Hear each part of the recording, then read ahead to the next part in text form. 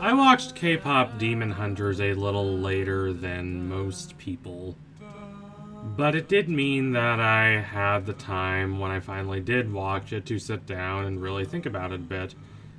This film is not perfect, but it really captures something that a lot of animated films of the last 4 or 5 years have been missing. And if I had to encapsulate that in one word, I would probably say freshness. It feels new. It feels exciting. The story beats are not particularly surprising, but they're put together with a lot of intensity and a lot of narrative energy and vitality that had been kind of missing. But despite the weird title, the film has a lot of energy and emotion to it. It feels like a film that wants to exist. And I like a lot of these little musical details too.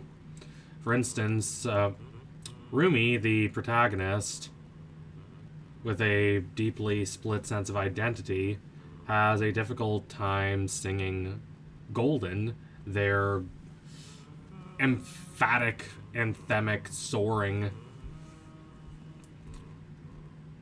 lead single that became the biggest song of the year in real life as well, because of her voice problems, which, number one, is of course symbolic of this rift in her identity that she really needs to overcome if she is to live a normal and fundamentally harmonious life, but also the song itself is hard to sing. It requires a lot of these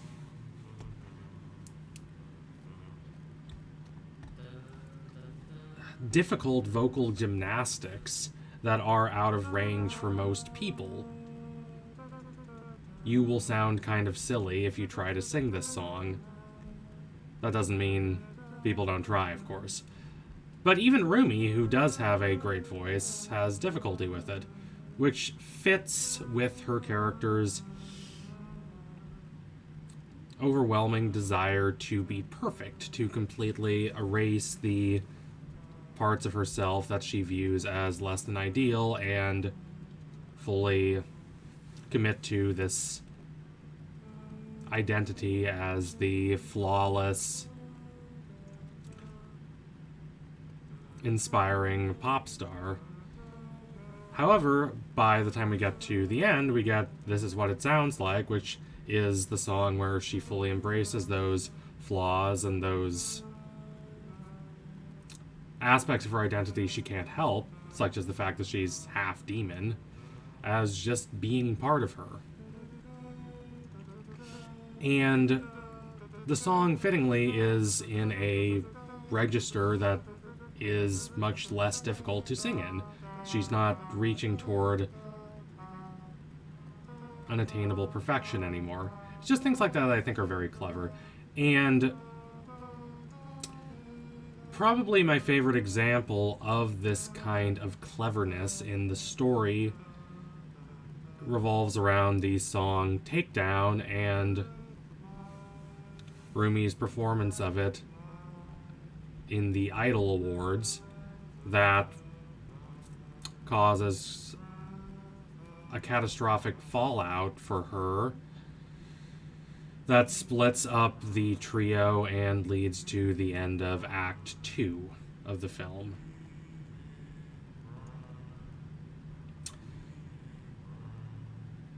Just on a pure factual level, what happens is that Rumi has been working on this song with Mira and Zoe, her bandmates, for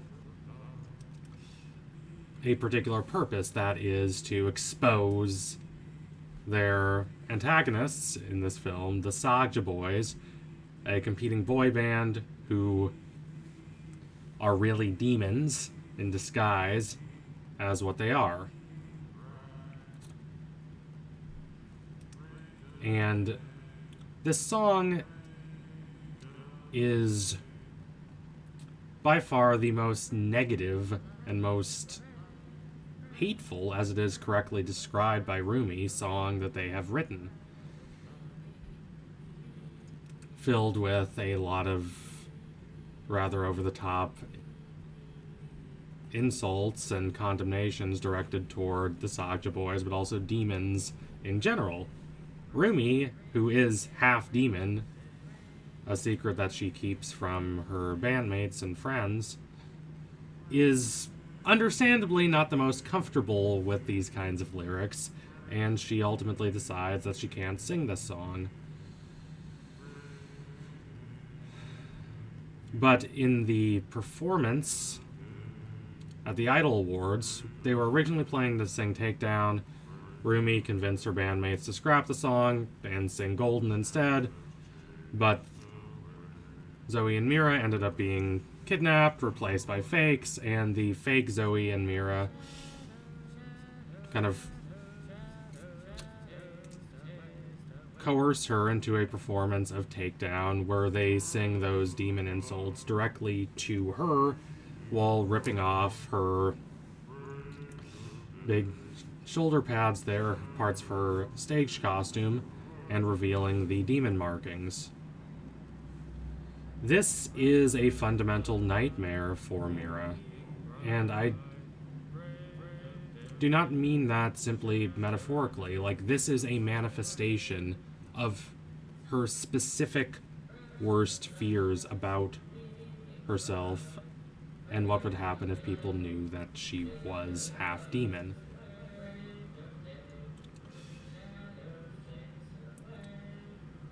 Her friends deeply care about her, but they also don't really know her that well, and Rumi even admits in Golden that she puts up walls for herself, which is said otherwise by the quack doctor in the film itself. A detail I quite like is that Zoe and Mira have apparently not seen Rumi's upper arms, even. Considering that these are three girls who have been friends for a long time, who are very close to each other, and who are always in this group performing together, that is rather odd, and it says a lot about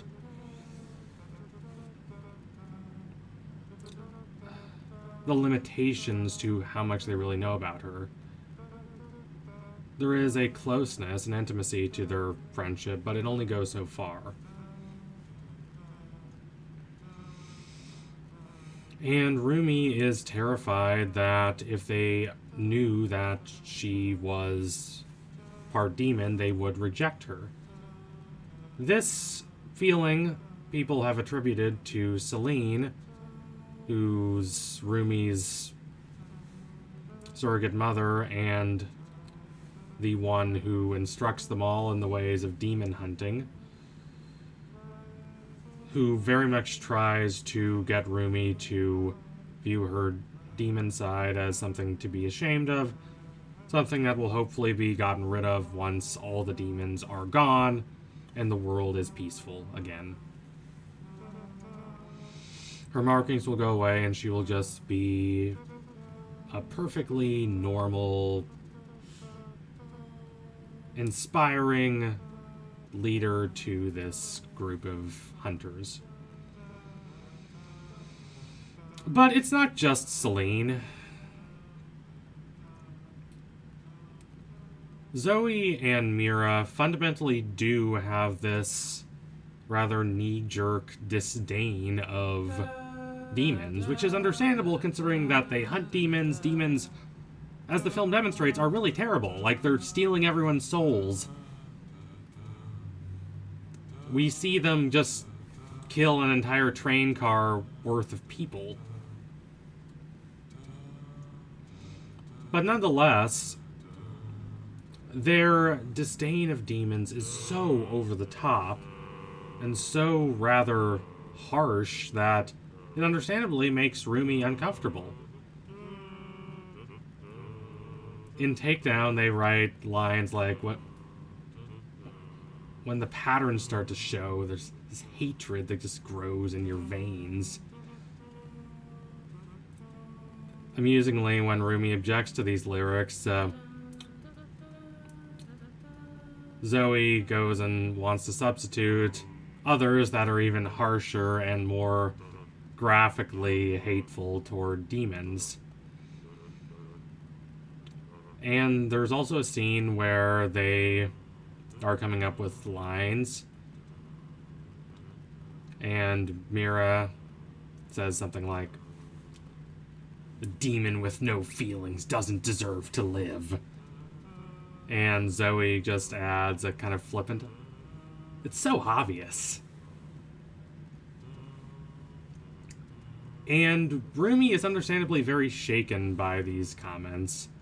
She knows that her friends don't hate her, obviously. They love her. And they probably would not be saying these things if they knew she was half demon. But it nonetheless is uncanny for her to listen to her closest friends in the world write things like that about 50% of herself. And we see later, when they're fighting the demons on the train, how these lyrics are deeply disturbing to Rumi, and they stop her from being able to perform her duties. And I must say, there's something rather chilling about just how blasé Zoe and Mira are about this. They're not deeply hateful people, obviously. They're good, friendly, caring, considerate human beings who want to do the best for everyone that they know, to help their fans, help Korea, and stop demons from stealing people's souls. All of which is very understandable. But it's this kind of unthinking disdain of an entire group of beings that is, for me, at least as chilling as anything that the Sagja boys or Dima have to say. And the film, I want to be clear, absolutely does this on purpose. It does this intentionally. It calls attention to the dramatic irony of this situation, that here they are. And this happens again and again throughout the middle section of this film, such as when Mira is having a conversation with Rumi,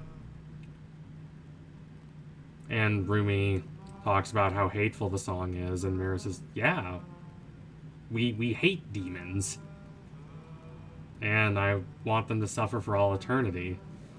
And Rumi is understandably uncomfortable about this. This is partly because she has fallen in love with Jimu, the somewhat sympathetic, tragic demon, but it's mostly because of her. And this all culminates in the deeply uncanny manifestation of all her worst fears in the Idol Awards, when she literally sees Zoe and Mira, or what she believes to be Zoe and Mira, exposing her and singing the lyrics. Zoe sings that line of, "Oh, it's so obvious that demons don't deserve to live," just right to her face, staring right at her. Which would always be uncomfortable, but it is especially uncomfortable to Rumi because this is a fear that she has, that Zoe does think those things about her because she thinks them about demons. Freud talks about the uncanny, or unheimlich in his terms, which is more like unhomely. It's something that is disturbing not because it's so wild and exotic and strange, but because it reveals that there is something fundamentally disturbing and unsettling in the familiar and the everyday. That something as sweet and life-giving as her relationships with her friends can curdle into the disdain and bigotry of these rather extreme anti-demon sentiments. And Rumi is at first very ecstatic to learn that Zoe and Mira weren't actually there. But the actual Zoe and Mira now know that she's a demon. And yes, they're upset that she didn't tell them the truth. But they're also very understandably shaken that she is, in fact, half of what they have dedicated their entire lives to wanting to destroy from the universe. And when she loses control of herself and they feel threatened, they pull out their weapons and are prepared to violently fight her if need be. Reluctantly, but still, they're prepared to kill her if they have to. Rumi is deeply shattered by this, understandably so, and she runs off and has to regather her courage. The other girls eventually decide to accept Rumi, which is good, but I wish we'd kind of gotten a scene where they reflect that maybe writing those lines, coming up with those lines about how demon patterns make hatred curdle in your veins and how demons have no feelings and don't deserve to live was perhaps not the most sensitive thing to say. And I wish also that we'd gotten a scene of them just talking and deciding to accept her, that they don't really know what's going on. They don't know how to feel about her being half demon, but nonetheless, Rumi is Rumi, and they know her, and they trust her, and they love her. I wish we'd kind of gotten a scene like that. But in broad strokes, it's there. The film, though imperfect, comes together very nicely. And I think that this takedown sequence is a chilling, beautifully haunting example of why this film, at its best, works so well. We get this conflict that, oh, they're writing a song to expose the Sagja boys, but it could work just as well, at least just as well, toward Rumi. And Rumi knows this, and she's terrified, and we just sit and stew in that dramatic irony for a good part of the film's middle act, its middle third there. And when it finally culminates in her being exposed, it is simply a culmination of her worst fears and anxieties. It's really thoughtful, character-driven storytelling. So thank you all for watching. If you liked what you saw today, don't forget to like, comment, and subscribe. Donate to my Patreon if you can. You want to see more videos like this before anyone else. Thank you all for watching. Keep watching this film. It's wonderful. Adios, comrades.